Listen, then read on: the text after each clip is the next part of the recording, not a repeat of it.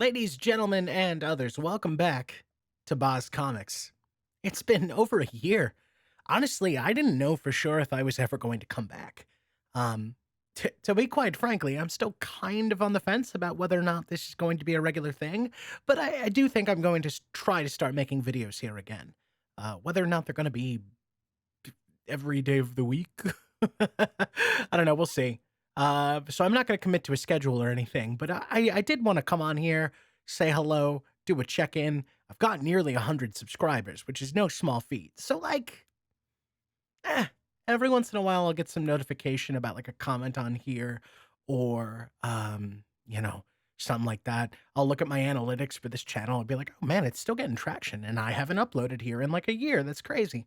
I do have a small fan base, and I keep thinking like, man, it's kind of lame to just abandon everybody wholesale. So I'm looking for a way back. We'll see. Um, I had a new job. It was great for a while until it wasn't. um, then I got the spicy cough. That was great, and that took me out for a couple of months. And then while I was desperately ill, long story short, I kind of got really enamored with the idea of getting back into voice acting, which is something I used to dabble in as a hobby when I was younger.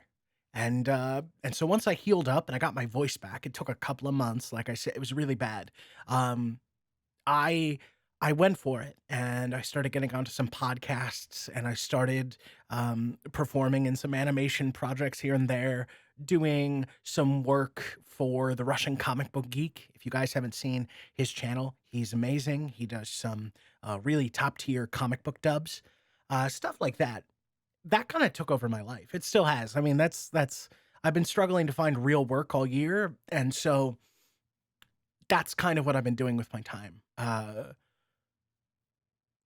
Voice acting, producing, writing.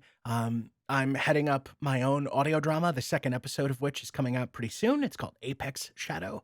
You can find it here on YouTube. It's a neo noir superhero audio drama, very heavily inspired by comic books. Anyway, those things have kind of taken over the last year of my life. And I mean, I've had bad days, but I've been pretty happy. Not much of that happiness has had anything to do with mainstream comic books, let me tell you.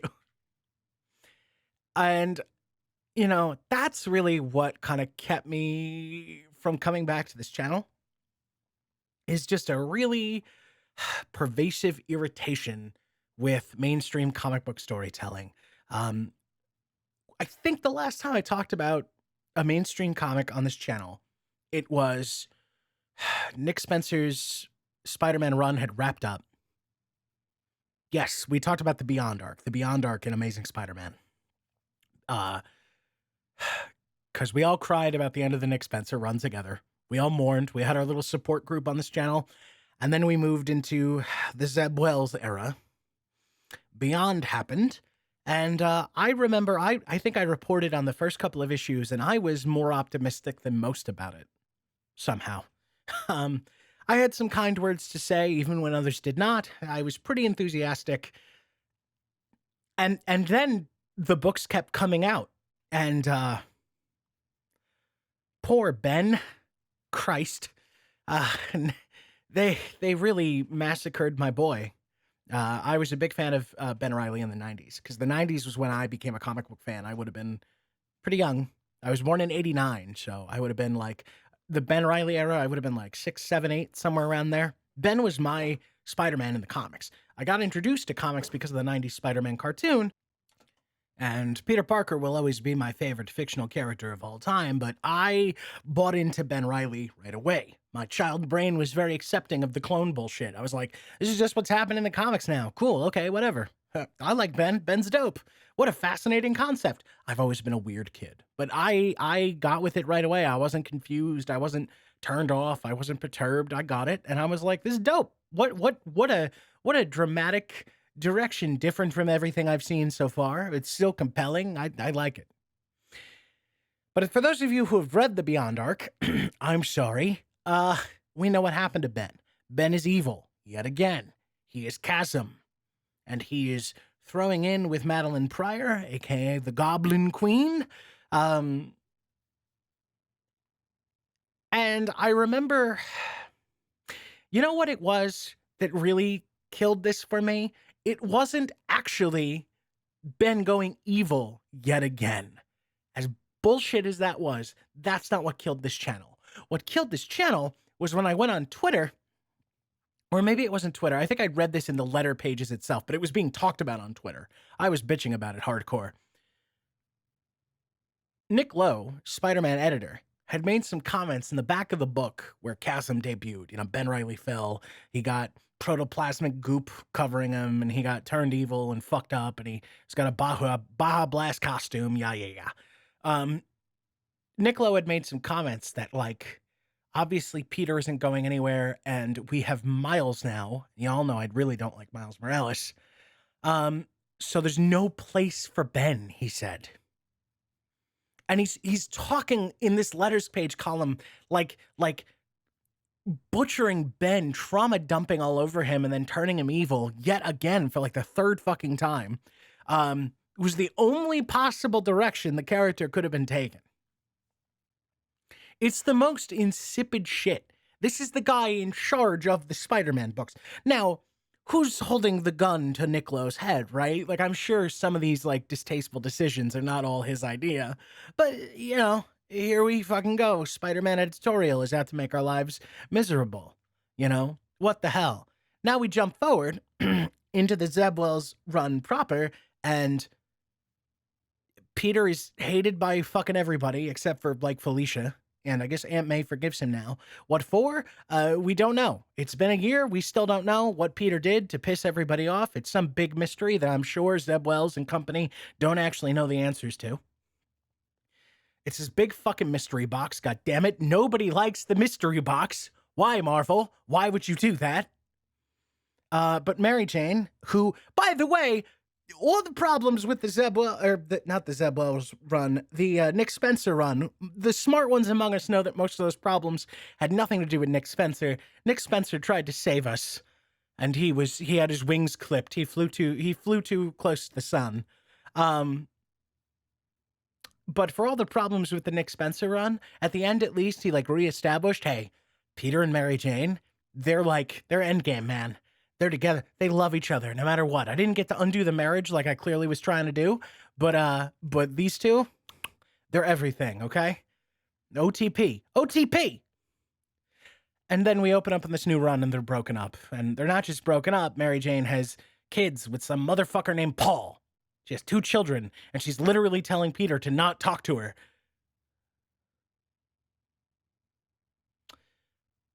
Yeah, okay, this is great. This is fucking wonderful. I love it. It's so good. So good! And, you know, this is the problem, right? Like, the Chasm thing really kind of killed it for me. And then as a private citizen, as a fan, I'm consuming these books as I'm coming out, and I'm going, oh, God, it's just getting worse. I didn't think it could possibly get any worse. But holy fuck, here we are. Goddamn. And I'm realizing only with mainstream comics is this kind of storytelling sort of acceptable. Right? This is the only medium where this is allowed. You wouldn't accept this in any other medium. If you read a long-running book series and characters constantly, like, fucking fell back into bad habits, like didn't grow, didn't progress, if everything they tried always failed, if they were just forever isolated, no meaningful changes stuck, nothing of consequence went anywhere, if fans were continuously denied, characters were inconsistent, plot lines were dropped, pacing was terrible, no answers were forthcoming. If you did this in anywhere else, you would be ripped to shreds. But in comics, for some reason, while there is discourse about how bad this shit is, like, the problem is there are memes about it. Like, everyone knows that change doesn't last in comic books, but for some reason, while we all bitch about it, we've also taken it on board as like an inevitable reality of the medium. We don't stand up for ourselves. We don't hold anyone to account. I mean, the problem is, right, especially with Marvel, all this shit is bolstered by the fucking god-awful movies. And that shit will be floated aloft in perpetuity. Okay? They can do whatever they want with these books. They're just there as like a loose little bit of foundation to, every few years give them inspiration for a new fucking movie. They're just there to like keep these characters kind of moving forward, right? So they don't get stagnant. I think that's really all these comics are to the higher ups at Marvel anymore. Sal Cravelli over at Comic Pop had an interesting bit he said a few months ago where he said, that like ever since JMS, he's like, I don't really expect Spider-Man to ever be truly great ever again. And he wasn't just doomer posting. He had something to say where he was like, because the character is such a mainstay of the Marvel Universe, because he's like a consistent seller, he has to stay safe. They can never do anything too drastic. They can't take any bold new directions because the character makes the money. And we gotta keep on getting along to get along. Or going along to get along. Fuck. You know what I mean? And I haven't stopped thinking about that since Sal said that, because he's fucking right.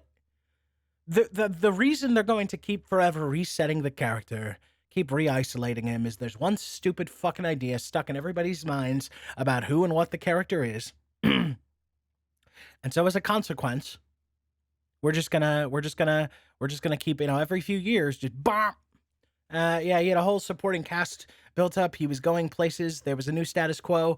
Now he's back on his own. Everybody hates him. He's Spider-Man the Loner, and he's fighting his classic rogues. And the more things change, the more they say the same. For God's sake, there are comic book parodies about the comic book industry built on the idea that our shit never changes. In any other medium, this would be bad storytelling. We would be ripping you in half. But that's just, we just take it for granted here. That's just part and parcel for our fucking hobby. It's just what we do. So, I don't know. I'm going to try to start posting on this channel again. I miss you guys. I miss working on here. And I was so close to 100 subscribers, which gets me a custom URL and all sorts of stuff. I don't know. We'll see. If you like this video, please, if you understand my frustration, if you want to see more content from me, give this video a like, leave a comment. Tell me what you're reading right now. Give me recommendations for comics to read and maybe review on this channel. I'm still going to be covering the mainstream comic scene, but maybe I'll take a look at some indie comics. Maybe I will, branch out into some more manga and anime. I miss doing that stuff. Those videos don't always do very well, but I still would like to do it. And we'll see. We'll figure some stuff out. We'll try to get back in the swing of things here. Maybe there's some cool indie books. I think I have some cool indie books on the to be read pile that might make for good videos. And maybe we'll tackle some web comics or some shit. I don't know. We're gonna experiment. It's the new year coming up. If I'm going to come back, we'll try to do it right. But please, leave a comment, leave a like. There is a Ko-fi link down below if you would like to donate to the channel. You can make a simple $5 donation. It would be a big help. It would help incentivize me to get back into this shit. I think at 100 subscribers, I'm going to try to open up a Patreon and maybe a subscribe star.